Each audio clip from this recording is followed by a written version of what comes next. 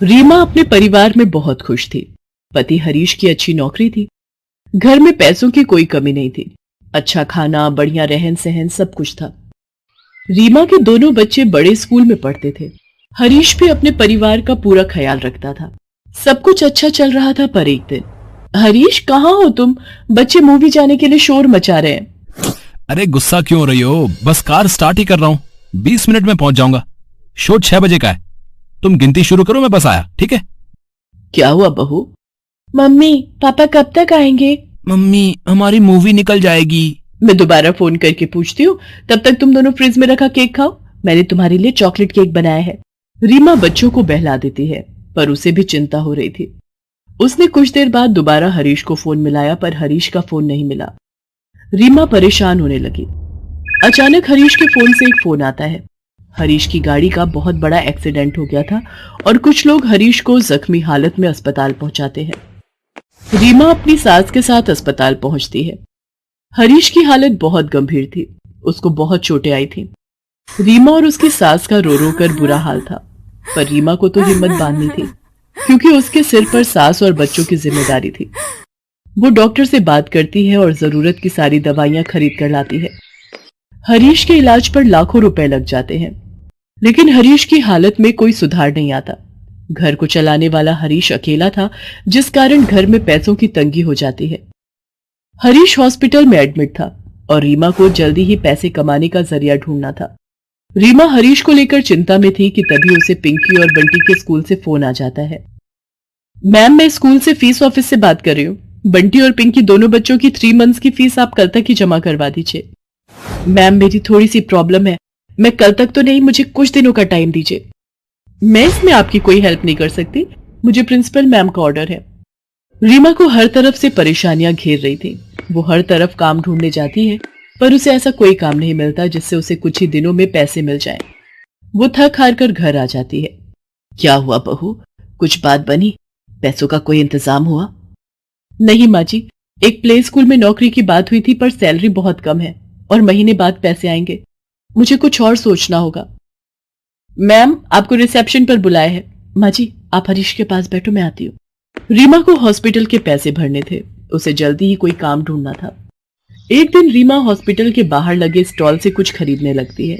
उसने देखा एक औरत ने चाय का ठेला लगा रखा है और उसके ठेले पर बहुत बिक्री हो रही है। रीमा को खाना बनाना अच्छा लगता था और वो भटूरे, छोले, कुलचे जैसी बहुत सी चीजें बना लेती थी। अगर मैं हॉस्पिटल के बाहर कुलचे छोले का ठेला लगा लूं तो मेरी अच्छी बिक्री हो जाएगी, और हरीश भी यहाँ पर है। मैं उनकी देखभाल भी अच्छे से कर सकूंगी। मुझे कुलचे छोले का ठेला लगाना ही होगा, तभी मैं पैसे कमा सकती हूँ। रीमा अपनी सास से इस बारे में बात करती है। पहले तो उसकी सास को यह सब अच्छा नहीं लगता, पर मजबूरी को देखते हुए वो हाँ कर देती है। रीमा के पास थोड़ा सा सोने चांदी का जेवर बचा था, जिसे बेचकर वो उसी हॉस्पिटल के बाहर कुलचे छोले का ठेला लगा देती है। कुछ ही समय में रीमा के कुलचे छोले बिकने लगते हैं और धीरे धीरे उसकी कमाई होने लगती है। हॉस्पिटल का स्टाफ जब रीमा के साहस को देखता है तो वो भी उसकी बहुत प्रशंसा करता है। कुछ समय बाद हरीश को हॉस्पिटल से छुट्टी मिल जाती है और वो घर आ जाता है। रीमा, आज तुम्हारे संघर्ष की वजह से मुझे नया जीवन मिला है। मुझे सब पता है। माँ ने मुझे सब बता दिया है। तुम्हें कितने दुख देखने पड़े। मैं सचमुच बहुत भाग्यशाली हूं जो मुझे तुम जैसी पत्नी मिली, जिसने मुझे और इस घर को पूरा संभाल लिया। रीमा, हरीश बिल्कुल ठीक कह रहा है। तुमने सचमुच एक अच्छी पत्नी, एक अच्छी माँ और एक अच्छी बहू होने का फर्ज निभाया है। ये सब भगवान का और आपका आशीर्वाद है माँ जी, जो मुझे हिम्मत देता है। रीमा ने कुलचे छोले का काम नहीं छोड़ा। उसी की मेहनत से घर का गुजारा होता था। रीमा ने कुछ पैसे जोड़कर हॉस्पिटल के पास ही एक रेस्टोरेंट भी खोल लिया। अब वो वहां पर कुलचे छोले के साथ साथ और भी खाने की चीजें बेचने लगी। हरीश की भी तबीयत में सुधार हो गया था, इसलिए अब वो रीमा के साथ ही उस रेस्टोरेंट पर बैठकर काम में मदद करता था। रीमा के संघर्ष के कारण आज उसके परिवार में खुशियां फिर से लौट आई थीं। आज जया बहुत खुश थी, क्योंकि उनका इकलौता बेटा राहुल सालों बाद कामकाज से छुट्टी लेकर घर वापस आ रहा था और वो चाहती थी कि अब उसके बेटे राहुल की शादी उसकी सहेली सुषमा की बेटी पलक से हो जाए, जो कि बहुत खूबसूरत और मॉडर्न ख्यालों की लड़की थी। उसे अपनी खूबसूरती का बहुत घमंड था। जया और पलक दोनों घर को सजाने में लगी थी कि तभी अचानक दरवाजे की घंटी बजती है। जया जल्दी से जाकर दरवाजा खोलती है और जया और पलक की आंखें फटी रह जाती हैं, क्योंकि राहुल शादी करके अपने साथ अपनी पत्नी राधा को लाता है। माँ, ये राधा है, आपकी बहू। राधा जया के पैर छूती है। राधा को देख जया एकदम चिढ़ जाती है, क्योंकि उसका रूप रंग एकदम काला होता है और वो एक साउथ इंडियन लड़की थी। पहले जया अपने बेटे राहुल से थोड़ा गुस्सा होती है, लेकिन फिर राहुल और राधा का स्वागत करती है। राधा बोली, अयो माँ जी, आपका घर तो बहुत सुंदर है जी। राधा का काला रंग रूप देखकर जया की सहेली सुषमा हंसते हुए ताना मारते हुए कहती है, हाय राम जया, तू तो कहीं मुंह दिखाने के लायक ही नहीं रही। बहुत कहा करती थी ना तू कि तू अपने बेटे के लिए चांद का हूर लाएगी, लेकिन तेरा बेटा तो काला लंगूर उठा लाया है। चल बेटी पलक, अब यहाँ रुकने का कोई मतलब नहीं। ताना देकर सुषमा वहाँ से चली जाती है। सुषमा का ताना सुनकर बेचारी राधा को बहुत बुरा लगता है और जया भी अपनी बहू के सांवलेपन की वजह से उसे नापसंद करने लगती है और उससे चिढ़ी चिढ़ी रहती है। अब राधा दिन भर घर का कामकाज करती और सबका खूब ख्याल रखती, लेकिन जया उससे नाखुश रहती। अरे ओ महारानी, कहाँ मर गई? सुबह सुबह नाश्ता मिलेगा या नहीं? थोड़ा जल्दी जल्दी हाथ पैर चला, काम चोरी तो कोई तुझसे सीखे वाला। अयो हाँ माँ जी, अभी लाई जी।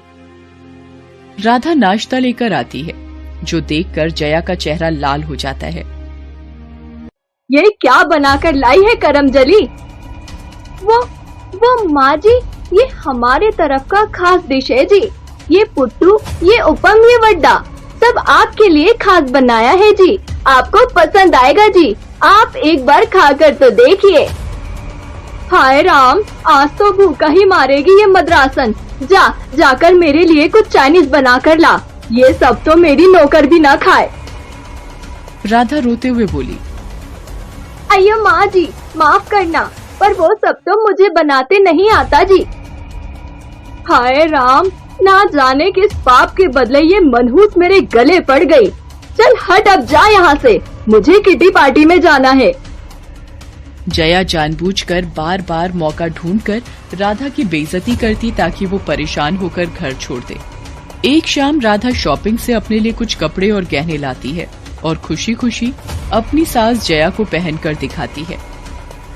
अयो माँ जी, ये कपड़े और गहने कैसे लग रहे हैं जी? कल उनके साथ ऑफिस की पार्टी में पहन कर जाने के लिए। आए हाय, ये कपड़े और गहने तो बहुत अच्छे लगेंगे, लेकिन तेरे जले हुए चेहरे पर नहीं, मेरे खूबसूरत चमकते हुए चेहरे पर, समझी? ला दे ये मुझे। बड़ी आई तैयार होकर पार्टी में जाने वाली, इसे पहनकर आज मैं किटी पार्टी में जाऊंगी।